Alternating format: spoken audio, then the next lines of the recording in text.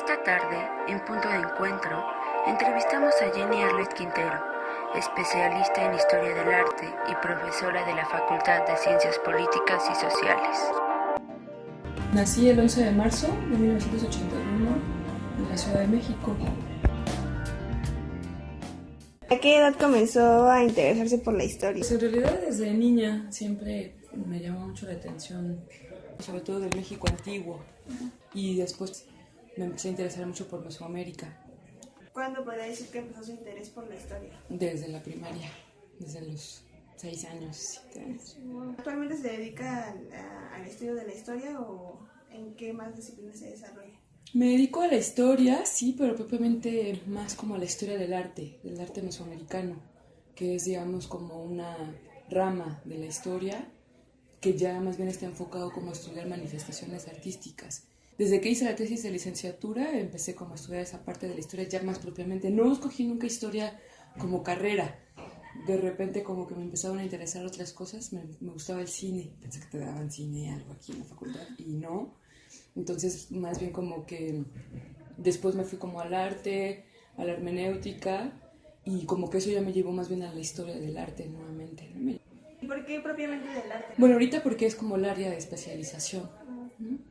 Entonces sería como específicamente el arte y ubicarlo en sus contextos culturales, ¿no? Que es como la parte de la historia que es la que estoy desarrollando. No historia económica, no historia social, sino más bien a partir del arte, que es lo que me llevó fundamentalmente las reflexiones que tuve más valiosas de comunicación, que es sobre teoría de la imagen y teoría del imaginario. ¿Qué significa para usted la historia del arte? Para mí la historia del arte es profundizar en el conocimiento de una cultura, sus manifestaciones, digamos, que estarían en el centro de su vida, como es precisamente el arte, porque el arte, sobre todo en el arte del México antiguo, el arte involucraría 3 dimensiones, que sería que es bello, que es simbólico, pero además que es sagrado.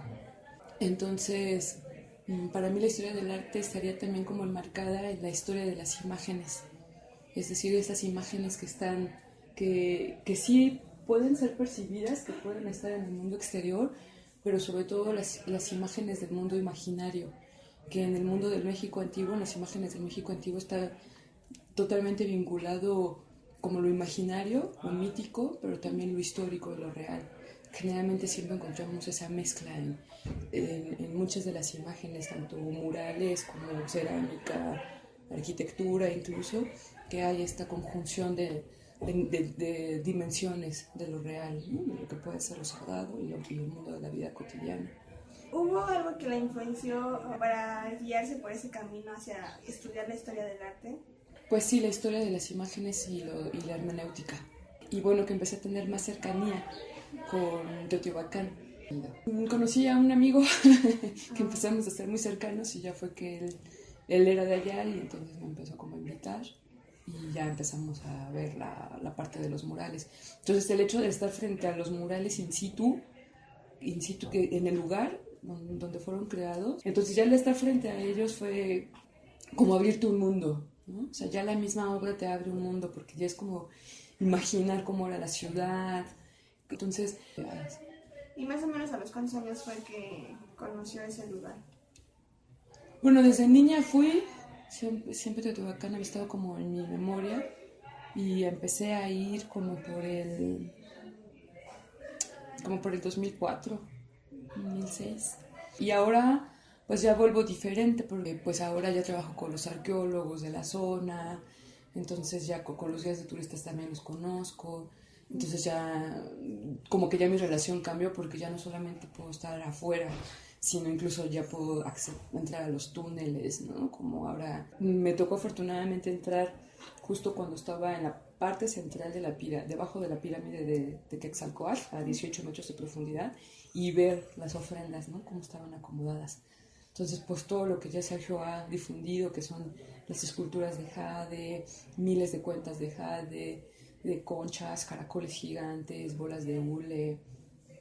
No, eso fue así como el mejor regalo que he tenido en toda mi vida. Dije, toda la espera desde los 6 años ha valido la pena, pero a los 6 años digo, ¿por qué no entro a los túneles de Egipto, no? Llegué ahí por azares de la vida y dije, bueno, quiero estudiar esto. Entonces lo usé para comunicación y ya después, pues en el proceso de seguir con los estudios, pues me di cuenta que sí tenía como herramientas para irme hacia historia del arte. ¿Cómo relaciona la comunicación con el estudio de la historia del arte? Para mí el arte del México antiguo sí sería como una forma cultural de comunicación con otras dimensiones, ¿no? Con lo sagrado, porque sí considero que el arte en el México antiguo no solamente es la materialización, sino que en sí mismo es un ritual, porque no solamente está representando los rituales, sino que en sí mismo está como dándole vida a una imagen de manera que sea como un conjuro con las fuerzas sobrenaturales. ¿Sus logros más importantes respecto a su carrera, cuáles han sido? Pues acceder a los posgrados. Pues sí, digamos que la calificación no mide lo que sabes, ¿no? Tampoco como el acceder a una institución.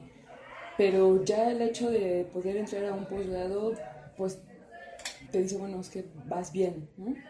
Entonces eso ha sido como mayores logros y también relacionarme con gente que yo los había visto como mis maestros como afuera y que ahora son mis colegas, mis amigos, ¿no? Y que empezamos a trabajar juntos y que empezamos a ver que hay coincidencias. Entonces creo que el mayor logro es como haber encontrado gente de calidad humana en la calle, que es muy difícil. Y eso es algo que yo creo que debemos cuidar mucho porque no hay conocimiento si no se hace en un ámbito de humanidad, ¿no? Y eso implica confianza, cordialidad, respeto, y a veces en el ámbito académico es difícil encontrarlo. ¿Se ha enfrentado a algún problema en su carrera y cómo lo ha resuelto? Hay gente con la que no te entiendes, ¿no? Bueno, uno de los máximos, sí que tienes razón, un problema, y no, bueno, en realidad no fue un problema, sino quise concursar para el doctorado en Historia del Arte, pero yo iba con una línea hermenéutica y la que me entrevistó es una semiótica ortodoxa. Entonces en el momento en el que me hace la entrevista era como, ¿y por qué dices esto? ¿Y por qué no dices eso? Y haciéndome preguntas que no correspondía que yo les contestara porque lo que ella estaba haciendo era hacerme heredera de los problemas que tenía con mis tutores. y me rechazaron del doctorado. Cuando me entregaron el dictamen del por qué no me quedaba, me dijeron que según habían evaluado y que mi propuesta de hacer hermenéutica simbólica no era adecuada para estudiar lo simbólico y lo útil. Ese fue como el mayor problema que encontré. ¿Qué tan amplio considera que es el campo de trabajo para los historiadores? Pues yo creo que es bastante grande, sobre todo cuando le echas imaginación, porque pues un historiador de arte se puede dedicar a la investigación, al ámbito de la docencia, incluso puedes hacer como guías, ¿no? Visitas guiadas a distintas zonas o museos, puedes hacer trabajos curatoriales, puedes como contribuir incluso en la elaboración de obras de teatro, de óperas, ¿no? Que estén vinculadas con historias antiguas, con mitos. ¿Y cree que los historiadores han disminuido? Bueno, personas que se desarrollan en la historia. Yo creo que sí, pero es fundamentalmente por razones de tipo económico. A veces uno decide qué estudiar en función de cuánto dinero puedes ganar o de qué posición social podrías alcanzar, más que en realidad de qué te gustaría saber o en qué te gustaría profundizar. Que efectivamente, además no hay como cabida, a veces, o no hay un ámbito laboral amplio para que esos historiadores puedan vivir dignamente y entonces más bien deciden estudiar otra cosa. Pero pues yo conozco historiadores que estudiaron ingeniería, ¿no? O filósofos de arte que estudiaron arquitectura. ¿Qué disfruta hacer fuera de su vida profesional? Danza. Hago danza prehispánica.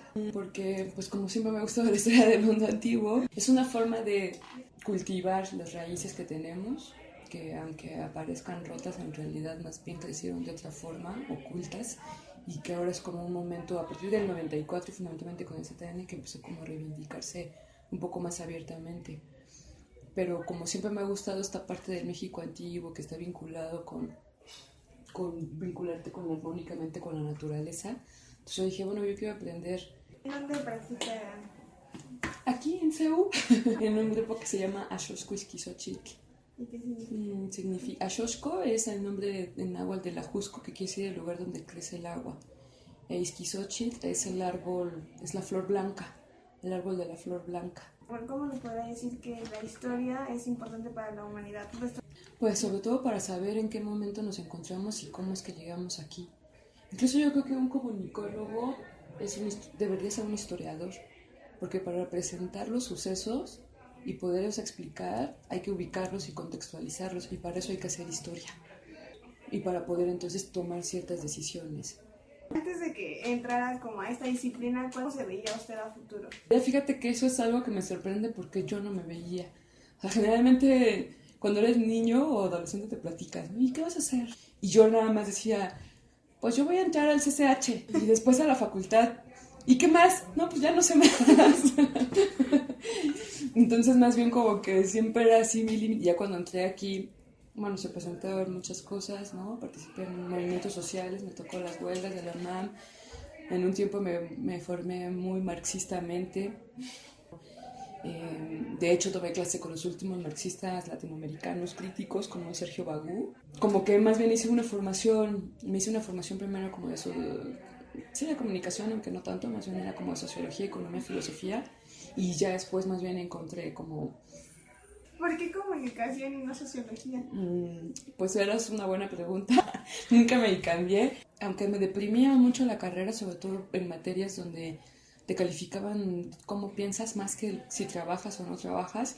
Y desafortunadamente me tocaban muchos juristas que las discusiones se las tomaban personales, ¿no? Porque mi área de especialización fue comunicación política. Pero después dije, bueno, yo voy a hacer lo que yo quiera con lo que me están dando. Yo tengo las herramientas y me puedo hacer la formación para que con lo que yo tengo pueda hacer lo que a mí me gusta hacer. Y creo que sí lo logré. ¿Cree que hay algo que todavía le falte por hacer? Seguir estudiando. Y viajar. Sí, a mí me gustaría seguir estudiando. Sí me gustaría dedicarme a la investigación, la verdad. Sí me gustaría dedicarme. Y también me gustaría, pues también seguir aprendiendo de la tradición antigua que sigue vigente. Entonces sí, siempre veo que me faltan cosas. Siempre voy a aprender algo nuevo. Pues ahorita me tiene contenta porque pues sí es un logro, ¿no? Entrar al doctorado. De mi parte veo que sí he trabajado. Y también es un reto, y si realmente puedo aportar algo para los estudios mesoamericanos. Entonces espero que sí, y que salga un libro después.